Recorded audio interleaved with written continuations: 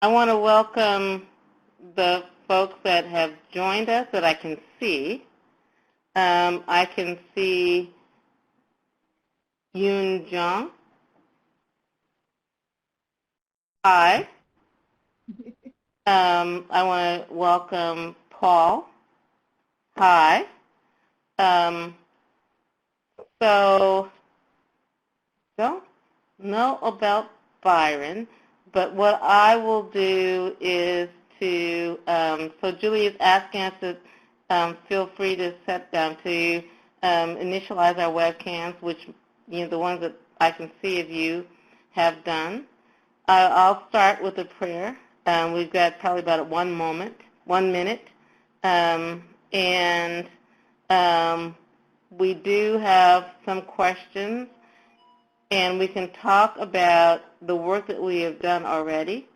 I'm hoping that James and others will speak about the work I guess it's now's the time. So the Lord be with you. Also with you. Also with you. Gracious God, we give you thanks for this tender and fierce and mischievous work that you have set before us, that we know that reconciliation in the name of your Son, Jesus Christ, with you and the Holy Spirit, is tender, is mischievous, is fierce work. As we think about our province and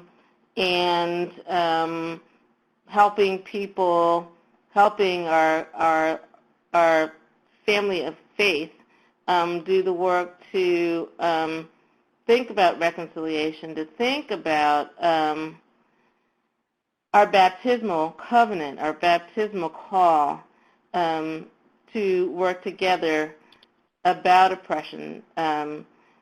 We ask you to guide us and to be with us as we do this work, and that we are open, that we're open to all the aspects of oppression that we face.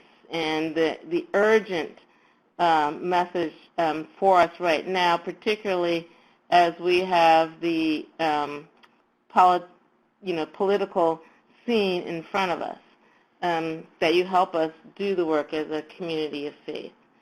All this we ask in the name of your Son, Jesus Christ. Amen. Amen. So were you getting ready to say something, James? Oh. Nope, just saying it, amen.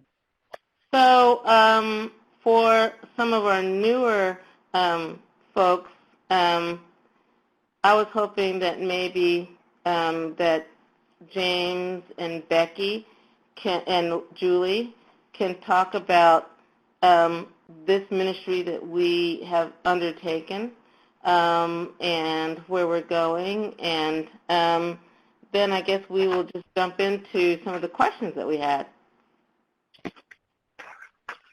So hi, everybody. I think Byron's coming online shortly. You can see, well, you can't see, but we're trying to connect him by phone. He is unable to get online with video with us tonight. So we'll wait a second as he's coming online.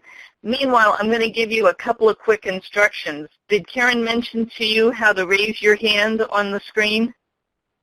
If you notice up above my head, there's some icons that you can see, and one of them looks like a person with their hand raised. What we'd like you to do is, if you have a comment or question that you'd like to share with the group, please raise your hand, and Karen will call you by name so that you know it's your turn to speak. You can also, meanwhile, feel free to use the chat space to be able to type in comments and questions. If you don't want to raise your hand and say it yourself, Karen can say it for you and bring it into the conversation for the group. So I'm going to turn it back to Karen and see if I can't help Byron get connected. I am welcoming, somebody's calling me, but I won't answer it. I'm welcoming Elizabeth. Welcome, Elizabeth. And So goodness gracious. What I would say is, as we welcome Byron into the conversation, is that I wanted to invite James and Becky. Becky, before you got on the phone, I was telling James and Julie about what we're doing here in the Diocese of Massachusetts, and also how we've been thinking about changing our name and the work that we have in front of us, and also about inviting James to come and have one of the dinners, but also that the Diocese of Rhode Island is taking their cathedral, and they are looking at it as a place of reconciliation. And then I could say the last thing that I would say is that what I have been noticing is that there are a lot of congregations and communities of faith who are really doing a lot of hard work around justice and reconciliation. So as we give Byron a little bit of time to join us, I thought maybe you're I'm here. On. Yeah, okay. And I don't know how. Well, we hear your voice. So what I was good. doing, I was inviting James, who is from New Hampshire, and Becky, who is from the Diocese of Massachusetts, and anyone else who really wants to speak, to talk about what they're doing right now, and then we'll jump into what you prepared for us tonight. Excellent. So, James, Becky? Go ahead, Becky. Okay. Well, we had a very exciting meeting last night at 138 Tremont Street in Boston, and not only are we looking at changing the name to maybe Racial Justice Task Force or maybe Racial Justice Action Team. I was going to put out several different things, but we're trying to get rid of the anti-aspect of anti-racism. We finally hear everybody, and we looked at Bishop Curry's and Byron's, your co-signed letter about CL19, and we passed that around. I gave copies to everybody of that from the Episcopal News Service. And then we went and looked at what we're going to do for our training in May. We're holding another diocesan training, and last time I knew we had already 8 participants, and we didn't check in last night to see if we had more. And we came up, Karen and Dee came up with a different exercise, and I'm really excited about that, and we're going to work on that. So it was an exciting night, and for me anyway, and I think for everybody else at the meeting. And I came home feeling energized and ready to continue the work. Does that about do it, Karen? Yeah, I think that's true. Byron, you remember when you met with the group and you were saying that no one wants to be anti-anything, and also that we don't want to think about this work just being for the postulates and candidates. We want to, the mandate is for lay leaders of any sort to take on this work. Since I work with the congregational consultants, I think about them. I think about the ways in which when we work with congregations, immigrant congregations, congregations of color, we don't really have an idea about what their context is like and how those congregations might be different, and what we want as a diocese. And as many of you know who are from this area, the Diocese of Massachusetts is doing a mission strategy. We're trying to think about what do we want? What do we want for our congregations? And So I'm careful as I think about you all to remember that you're not all from the Diocese of Massachusetts. That's why I would love to hear from James about Rhode Island and, from New Hampshire and from the folks in Rhode Island, because I think our work is to think about how we work together. Byron, I'm sure you can tell us what you're hearing from the national church and the work that we need to do. I'm going to stop talking and have James speak, and then invite the other folks that I can see their faces, new faces, and have them talk about what they're thinking from their own context. So James, and am I pronouncing your name right? Yu Yong? Can you hear me? Can you hear me? Yeah. I hear Yeah. someone. Yeah, we hear you fine. Yeah? Oh, okay. My name is Yun Jung. Yes. Yeah, I am currently MD student at Episcopal Deputies School. And we just met last week. Yeah. So speak what's on your heart tonight. I want to learn more on politics, race, and faith. Okay, great. I see James, I see Elizabeth. Does one of you want to say something?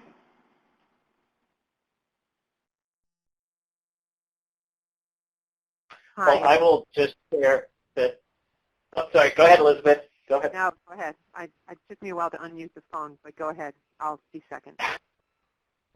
I was just going to share that from the New Hampshire perspective, we have our diversity committee, which has been over the last couple of months or so focusing on figuring out what we're doing for the rest of our fiscal year and putting together an overall action plan. And the focus of that action plan corresponds very nicely with Resolution C-19 about having dialogue, church-wide dialogue, and a storytelling, a church-wide storytelling about what's happened to our church in terms of racism, and really we open it up to all isms. Right. So we're pushing my committee is going out to all of our convocations around the diocese, the Church of New Hampshire, and encouraging them to, first of all, tell stories during those convocation meetings, and sharing with them statistics about the injustices that are going on around the state. And statistics that come from the Attorney General's office, cases that have been filed that really bring home that there is injustice, racial and gender and otherwise, in the state of New Hampshire, even though people don't think there is. Mm-hmm. So dialogue needs to be had, stories need to be told, and we have our Episcopal Get Acquainted Diversity Dinner recipe structure for events to facilitate those stories to be told. We have our Episcopal Power of Privilege recipe or efforts, dinners that we have defined a model for folks to hold, that we're encouraging people to use those models to get that discussion going.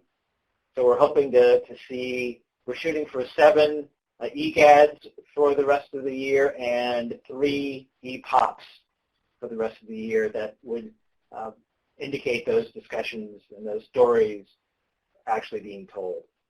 So can you tell us, just break down the, EGAD and let people know, James and I have agreed to try to have a a dinner meeting where we, just have a storytelling time. But for the other people who may not be familiar with those terms, can you say what those mean? Sure. So EGAD, Episcopal Get Acquainted Diversity Dinner. And we've built a model for these dinners where it's a facilitated discussion.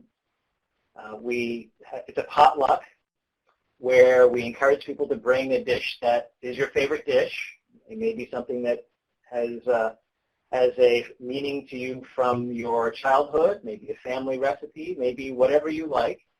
And we have a few pointed questions that we ask people to discuss with their mouths full that really get at the fact that we are different, but yet we are also very much alike. And that's really the framework for telling stories about ourselves and how we've encountered the world. And that's the EGAD model. The Episcopal Power of Privilege dinners are similar in that it's a potluck where you bring whatever you want to bring, and we have a couple of videos that we show that explain white male privilege, which people are in many cases not aware exists, and it's that systematic imbalance and injustice that people just don't realize because they don't understand some of the systems that have been put into place, and really from a political perspective were put into place starting back in the 1600s. And I'm hoping that Byron will talk a little bit about a little bit of the history of how we've gotten to where we are with the white elite building into institutions and into our culture ways of life that protect their property and protect their status. So we expose some of that and ask questions about where people have seen that in their own lives and where they think with just where they are in their daily life, they can make a change, they can make an impact to improve the way that society operates. So that's hopefully a quick breakdown of the EGADs and the EPOP. What I'd like to do is encourage folks to come next month because James is going to talk a whole lot more about both of those things. And I think we need to shift to get on topic with Byron so we can get into some of the conversation about politics, race, and faith and how that's impacting us, especially on a day like today where so many elections are happening around the country. So Byron, would you mind giving us a beginning? I'm happy to join you all. I'm glad to. I have found you on my iPad. I've been having lots of problems with the computer, and so I see you, even though you probably don't see me, and I'll see some of you, I think. And so, but let me just begin where Becky left off around this resolution that we have before us, and we haven't gotten a name for it, so everyone is still calling it CO19. But it really grows out of a growing concern that I think many of you who are on this phone call have heard over the past 3 or 4 years, and that is that there is a growing resistance, it seemed, to anti-racism training in the church, and some of it from people who probably don't want to do it, and a growing many comments on the fact that it was becoming more and more mandatory, and people didn't like that. And when we looked at that, we tried to figure out what was the most positive things people were saying about that. And the most positive thing we heard was a general feeling that we were not figuring out a way of saying to people, what do you do next? After you have after you realize the truth in the definition of racism, of understanding racism as institutional, or my preferred word is cultural. What do you do with that huge job of changing institutions and the huge job of being countercultural? And that's where people, and what was interesting, I think, certainly at General Convention, was that from the people who were at General Convention, both the deputies and the bishops, that was actually the direction they wanted to go in. We have this series of resolutions that we passed that actually started at the, for those of you who've been around church politics for a while, began at the General Convention in Phoenix, Arizona, because the General Convention in Phoenix, Arizona, there was a debate over whether we should go there or not, because at that time, Phoenix, Arizona was one of the states that had voted not to adopt Martin Luther King's birthday as a holiday. And there was a lot of feeling that we shouldn't go at all.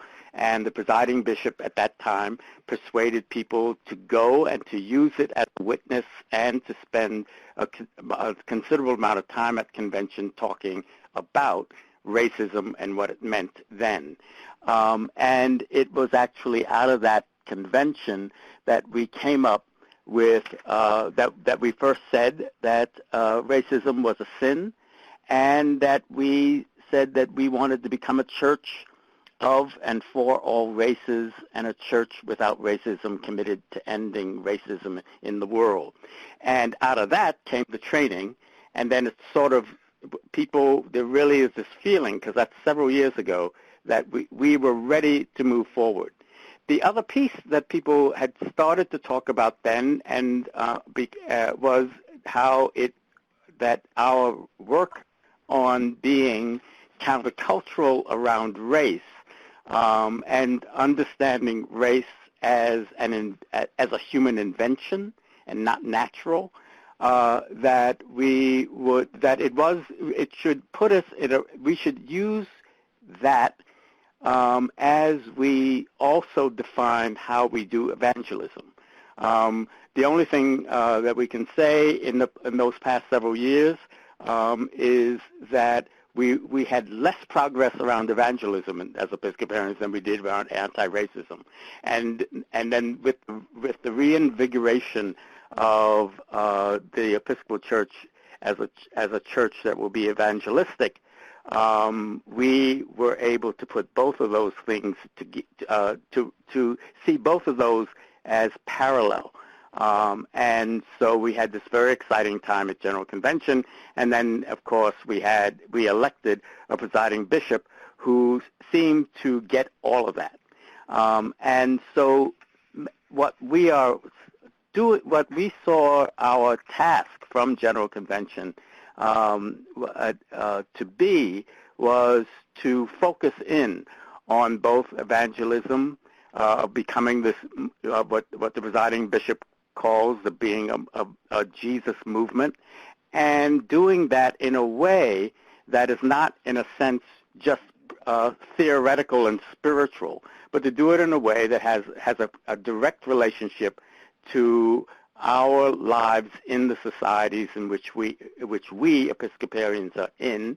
And we saw that the major shift that we needed to address when we did that was to change the way we act and about race in the society, in the various societies that the Episcopal Church is in. So that got us to where we are. And then the final thing they did was they wanted to make sure, the General Convention wanted to make sure that this work was going to be coordinated by the people who are elected to be the officers of our polity of the Episcopal Church. And so the presiding bishop and the president of the House of Deputies and the vice presidents of both of those houses are named as the people who, in the words of that resolution, and we're trying to memorize, are charged to lead, direct, and be present to assure and account for the church's work of racial justice and reconciliation. So that is what happened this summer, and that's what all the communication so far has been grows out of. And we are at this point where we are inviting people, Episcopalians and other Christians and people who do not identify as Christian or don't are of a faith, or identify themselves simply as secular, who have done work in this area. We have invited them to come to talk to us. We haven't figured out what's the best way to have them to come and talk to us, but we've invited them to talk to us. And of course, when we look around the Episcopal Church, just like you are doing in Province 1, we find many places where people have moved to go beyond anti-racism training, to go to figure out ways of being able to change, whether it's their congregation themselves, their diocese, as they are doing in Atlanta, or the province like you are doing. And we are also finding there are places that are doing this work who hasn't talked to anybody else. And so hopefully we will hear from all of these people and get them connected and get them engaged in a conversation that will take us, move us forward as a denomination. So that's that introduction. So, Byron, thank you for that. Could you just say a few words about the connection with politics, which I think is right, very high up on everyone's mind these days?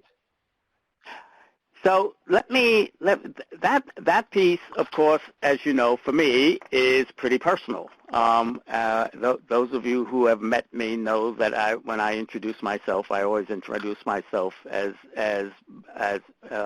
in terms of my ministry, and that my primary ministry is politics.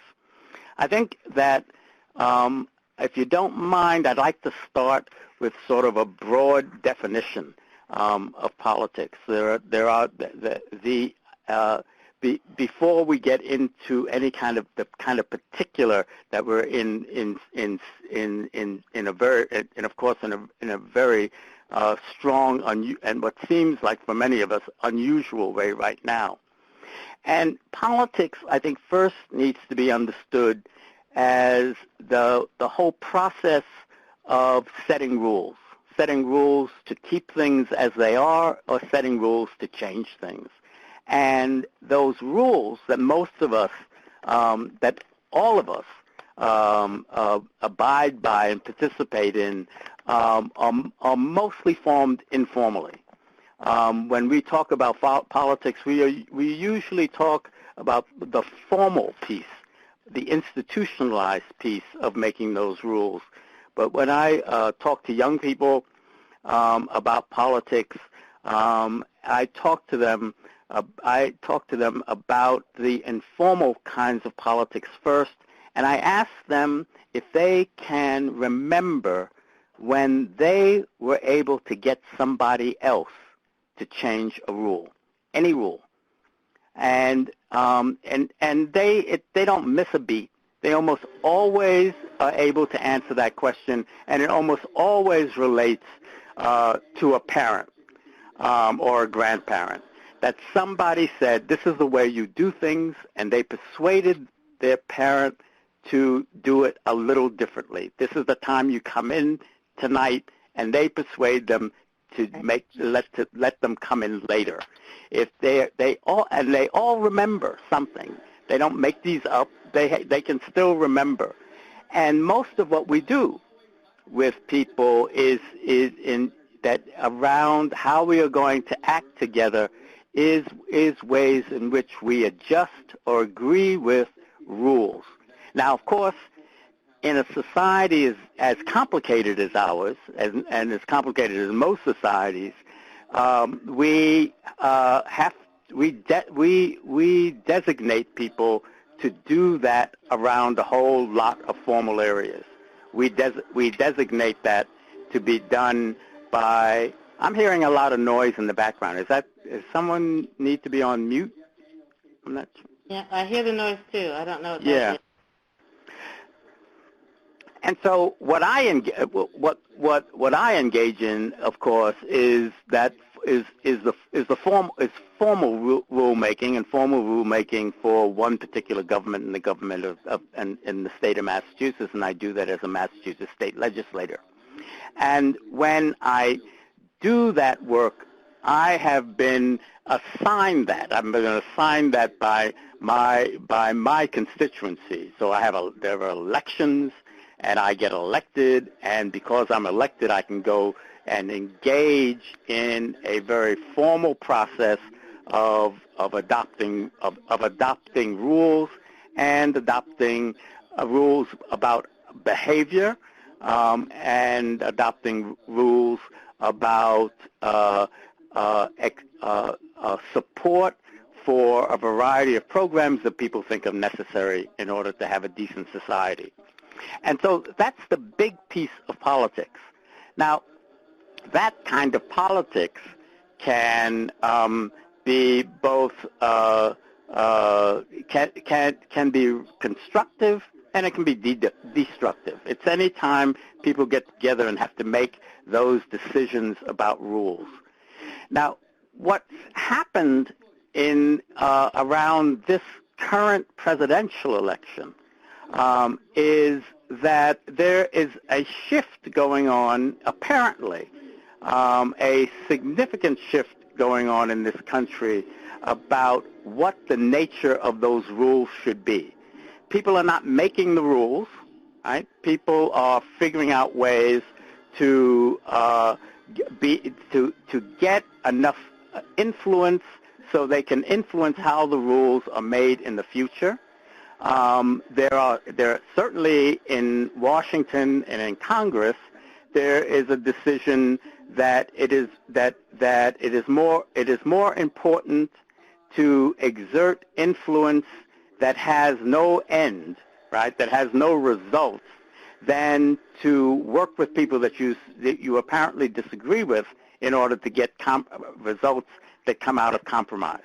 And we seem to have a significant group of people who are ready to sort of stop doing anything until they have a chance to be successful in having leadership or a set of professional politicians that will carry out the changes that they think need to be made in this country.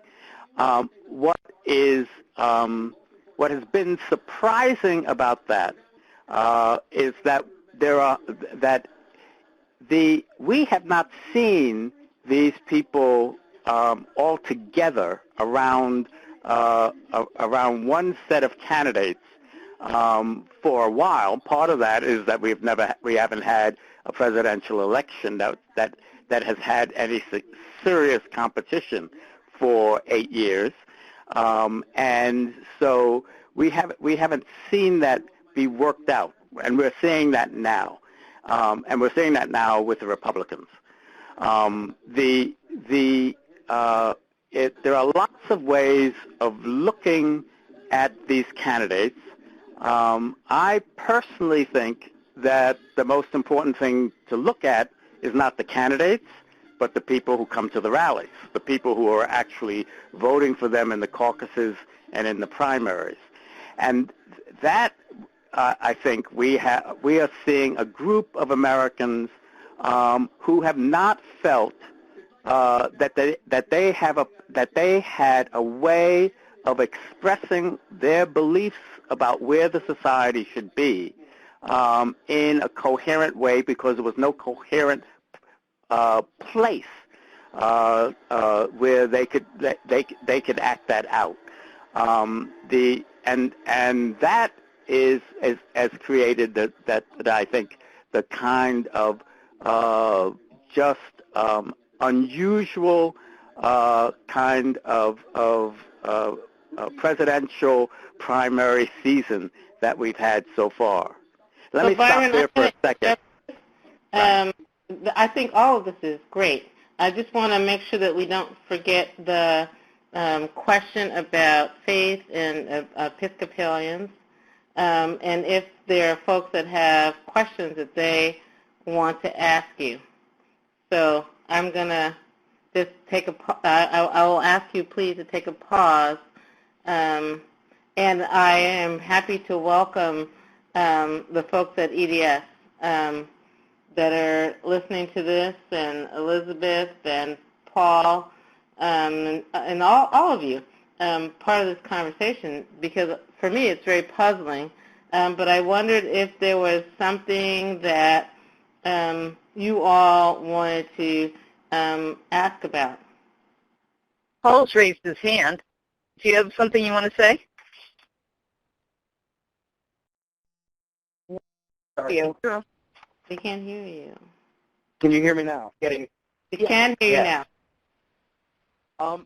My question, I guess, is basically on the list I saw when we first entered the chat room. The last one was about preaching politics from the pulpit. And as a group of people here at EDS at least, and I imagine we all work either in or with churches, how much leeway do you feel we have to voice our political opinions within the confines of a church and vice versa? Excellent question. Well, Byron, I said tricky, but yeah. So what do you think, Byron? Well, I think the decision about, well, you see, I mean, you really have to say what you mean by politics. You see, so I have yet to hear a sermon that wasn't political, because I haven't. It's very rare to hear a sermon where no one talks about any rules at all. Well, I guess right. I only. You see, so that sense. You see, I mean, so the question then, if the question is partisan politics, right? So I can make it. Can I preach, and the end of that preaching, people should feel that I'm suggesting that there are people you should not vote for, right? It is I think that becomes a difficult situation if you're in a congregation where you haven't talked to people about politics. I'm not sure if the best place to talk to people about politics is in a sermon, but I don't think that you can do serious work in talking to people about their lives and where they are without talking about their politics, what they believe and what they don't believe, right? And what the problems are with certain decisions that are made, and that I think you is something that is fair game. I think it's an absolute cop-out to say you can't talk about politics in church. All right. Now the question then becomes, how do you talk about politics and involve the people in the conversation where they feel that they are both heard and are in places where they can be heard safely and where they can express themselves safely and not getting beat up. The conversations around politics in churches should be very different than the politics around politics out in the world. But I do think it is very important that it happen. If you believe that congregations should have a relationship to their communities, you can't have a relationship to a community if you can't talk to the community about its politics. And I so when I heard you speaking, I was thinking about as someone who preaches, which is for me awkward to go into congregations where I really don't know the people, but right. To have a relationship with the people, to know what their context is, to know what their struggles are. And I think particularly for our congregations of color, immigrants, that kind of thing, to know what is it that got them, got their heart. And so, yeah, I think to know those stories, that we've been talking about that earlier, to know their stories. I think that it is also, I mean, it depends on how you read the New Testament.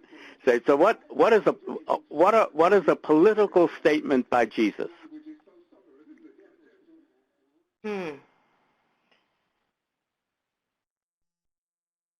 I feel like many things that he said are political statements.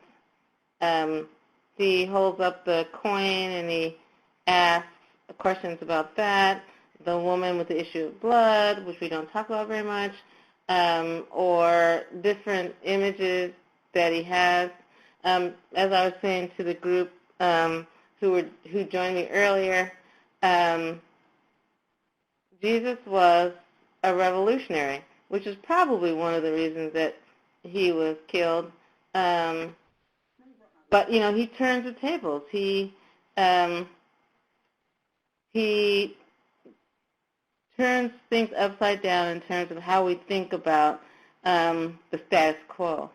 That's me speaking. I think that, I think there are lots of places to see that, but I think that the fact is that there isn't a kind of separation in the Gospels about how Jesus talks.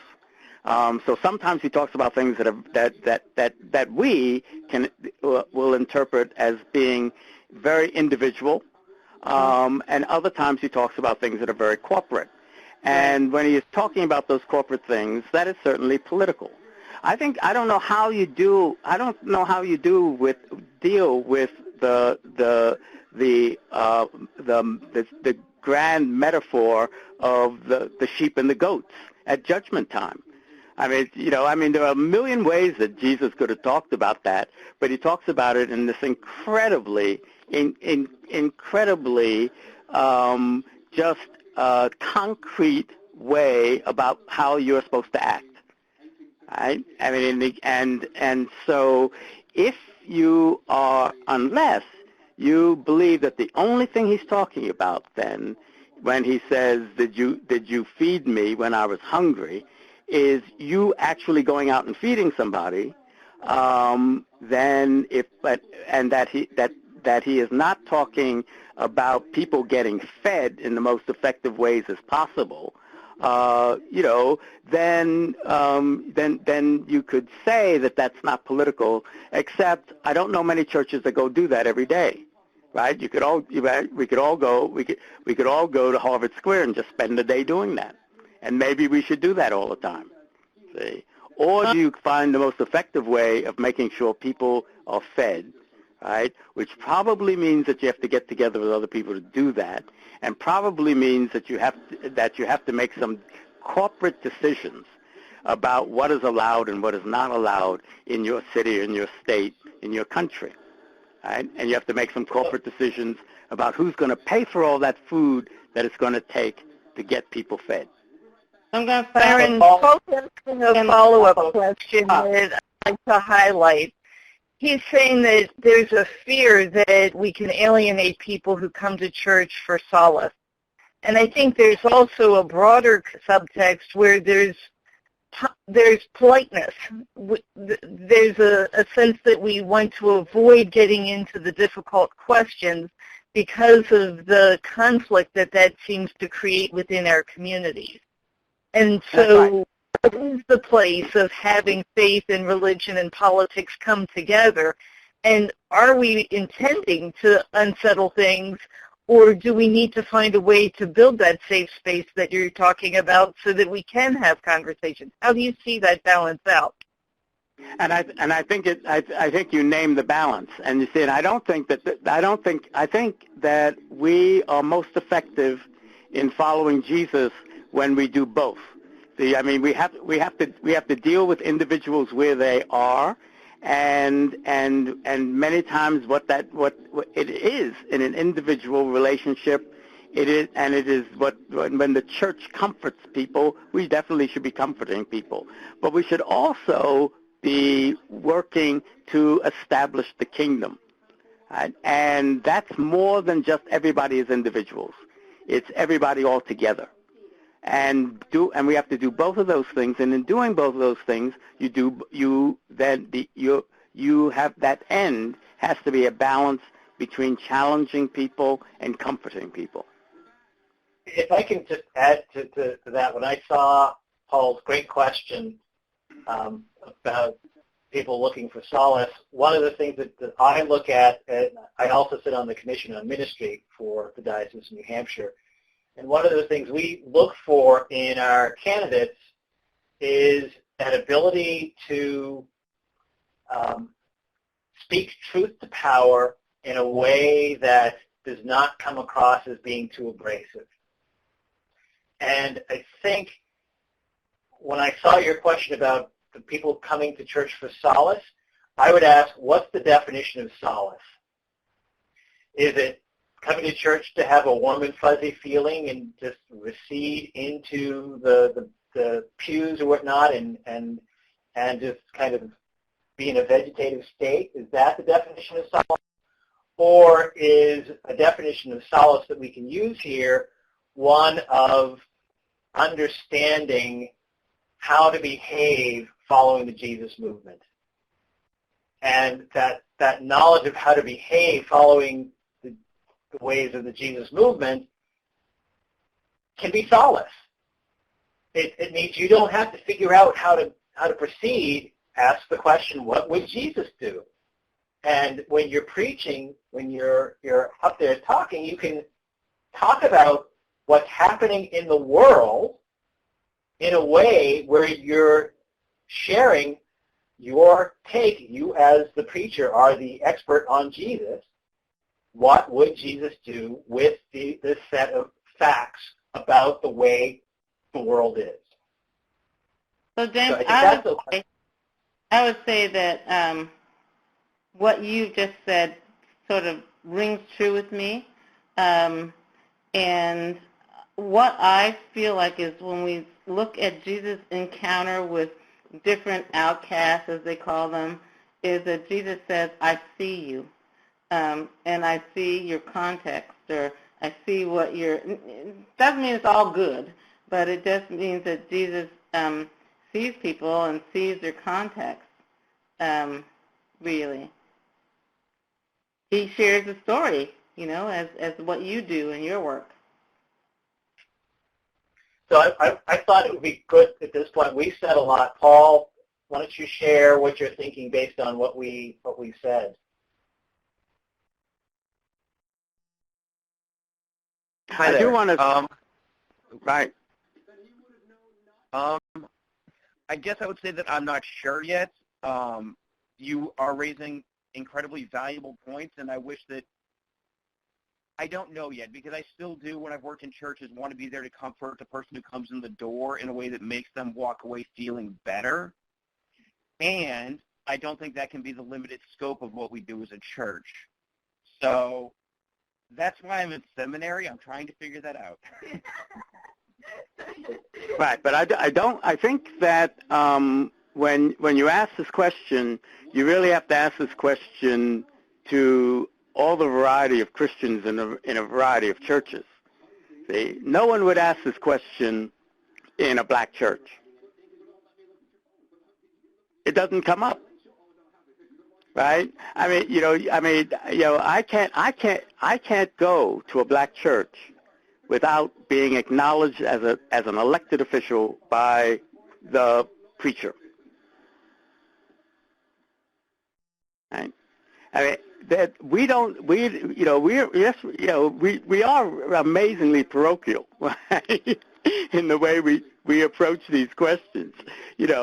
When I haven't been in an Episcopal church. I have. Karen, have you been in an Episcopal church where all the candidates for some election have been invited to come and get prayed over? No. That happens every year in black churches. Every year.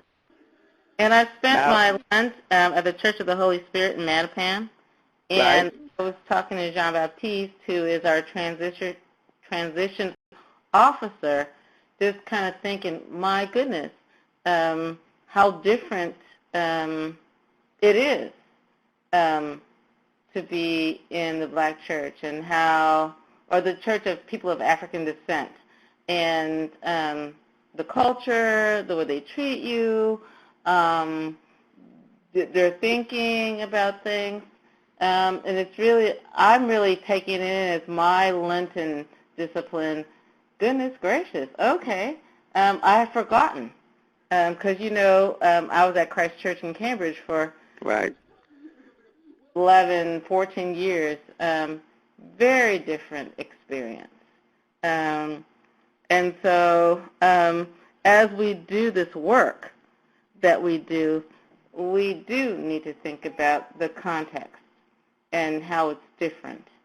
And there was something that you guys were saying earlier about, and I've been thinking about this, what the parishioners, what they need and where they're from. And so many of you may know or not know that of the Church of the Holy Spirit, that's a church where the mother of Odin Lloyd is a parishioner. And we think about, so now she's going to the courthouse to deal with the person who helped kill him, her son. And so we think about what the parishioners of our different churches are dealing with, and it's so very different. Yeah, and another perspective I think to add here is are you looking to interact with one person who needs that solace that you were talking about, or is it that you're up at the lectern preaching to the whole congregation? That there's a different dynamic going on there, and do you need to provide that warm comfort to everyone in the congregation when you're preaching? Maybe if it's a funeral, perhaps, but I'm not sure if it's just doing a normal Sunday that you're wanting to give everybody that warm and fuzzy. You probably want to challenge them, and of course, depending upon what you did the last time you preached, if it was the previous week, you want to not press upon them every time you preach, but so many factors that you're considering, I'm sure, and you'll sort it out. And so here's what I've learned with being with them during Lent is that the community of faith carries that incident. Some of you may not know that Odin Lloyd was the person that Hernandez murdered, and his mother has been going to but that's huge for them. And so what they talked about on Sunday, so I'm serving as doing their Lenten retreat, is forgiveness. And that forgiveness is really serious. It's not that easy thing. I mean, we can say some Lord's prayers and do forgiveness. And so when we talk about reconciliation, when we talk about the different things in terms of the work that we do as people who are looking at racial justice, hard issues. And when we walk into a community of faith, we don't know, James, as you were asking, is it as simple as saying something, or is it more complicated? And so I want to say, and I'll stop talking because we're almost at our time, that thank you, Byron, but this is very complicated work that we're doing. Quite a commitment. We take it seriously, and so I feel privileged to have you all with me thinking about these topics. So before we leave, I do want to share one of the questions that came in as part of the registration process that I know I've been pondering, and it sounds like it points to some of what we've been talking about. The question asks, what impact does politics and race have on faith? What impact does faith have on politics and race? Shouldn't race and politics stop at the door of the church and not enter? Yeah, and I think this is a key question about what it means to follow Jesus, and I think that that certainly that when we talk about solace and we talk about comfort, we don't talk about that in the fact that our institution, or being, for us to be the body of Christ, right, means that you can ignore everything in the world, right? I mean, I think that one of the key pieces of the gospel is that we keep being pointed to go out into the cities and to go out into the world, and not the other way around. And not separate ourselves from it. And I think that so there shouldn't there shouldn't be anything that is not allowed in the church. Nothing should stop at the doors. I mean, we can have our etiquette about having those things enter, but there should be nothing that does not come in, because everything is brought to Jesus. And so the only reason to stop things at the door is if you think Jesus is not there. But we have been commanded to follow Jesus. And so if we assume that Jesus is in church, then we should be there. Now, I have preached on the fact that that churches are more like tombs and more like Jesus' tomb. But remember when people went to Jesus' tomb and said and talked to the young man about where is he? They were told that he went to Galilee. Right? That's where they were told where he was, and he wasn't in the tomb. And so we have to figure out where are we in relationship to Galilee, and what does the church do? What does the institutional church do in helping us follow Jesus? That's heavy. So I return the question around. You see, I think that if there's anything that should be left at the door, we're probably in the wrong place. So sell the building.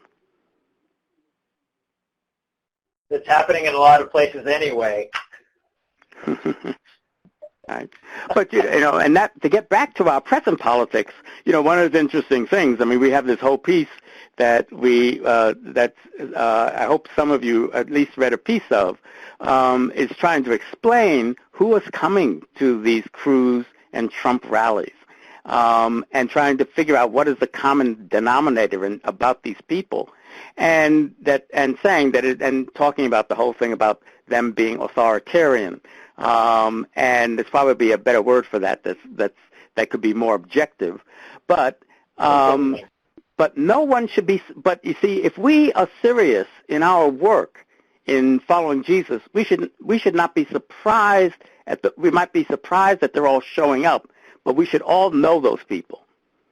See, if we don't know those people, then we're not. We have to sort of improve the way that we engage in our communities, because they're all in our communities, and I assume if we asked all the if we asked all the Episcopal clergy if they were going to I think that we would figure out how many Episcopalians are in those rallies.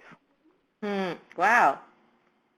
Scary question. I'd be very surprised. I can't believe that Episcopalians are all non-authoritarian.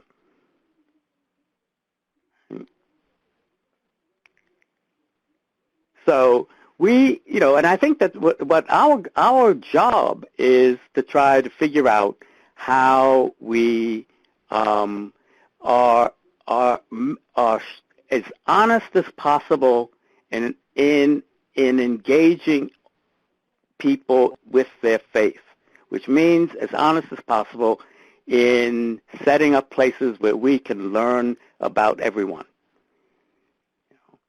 I think an analogy in my job, the analogy I use that helps me in my in ministry in general is that, of course, I have a constituency, and my constituency is based on nothing but geography.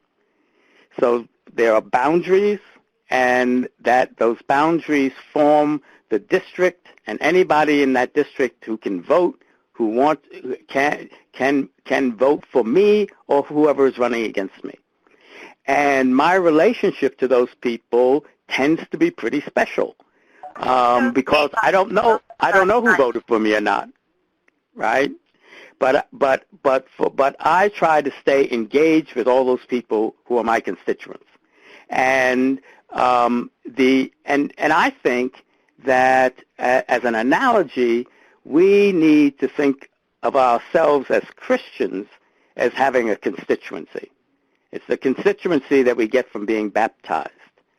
And so we don't choose between people, right? That we we assume that we have a population. For us, it's huge. It's everybody else if you're a Christian, right? But we have to sort of be realistic in the fact that we are human, and so, but we have to be able to engage in people without choice, right?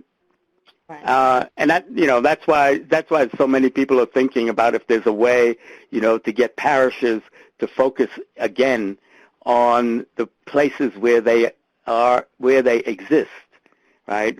Is there some way of getting some form of, parochial boundaries back so that you don't choose people because they want to drive to your church, right?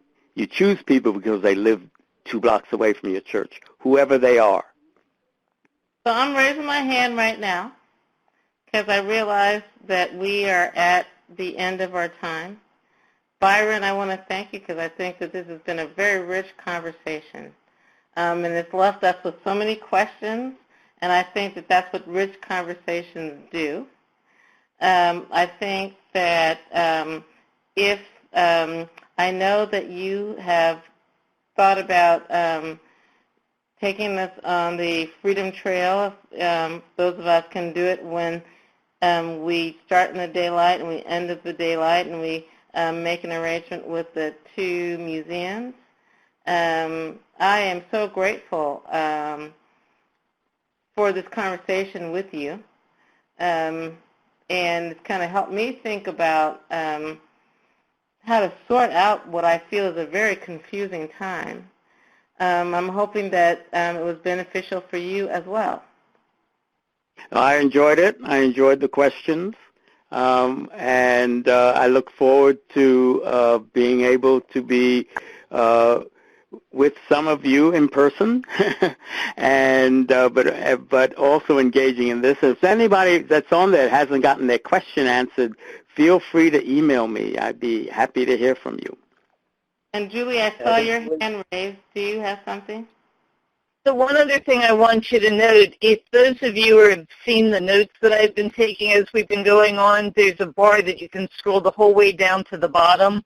And there's some next steps options for you if you want to continue this conversation. We have a place for a forum, a threaded discussion type interaction on our Province One website. It's brand new. We're just trying to use it. So we'd love to see you go to that link and post your comments and questions and engage with one another. There's also opportunities again next week to continue the conversation with James about the diversity dinners and ways to do some real practical things to continue the conversation in your communities. And we'd love to have those of you that want to gain some facilitator training to click on that link and sign up to be a part of it. more information is there. So thank you all very much. We're glad to have you be a part of this conversation and look forward to continuing it in many other ways. Have a great evening. And thank you so much for putting this all together, organizing us. Thank you, everyone. Bye, Byron. Thank you. Goodbye. Goodbye. Bye, all.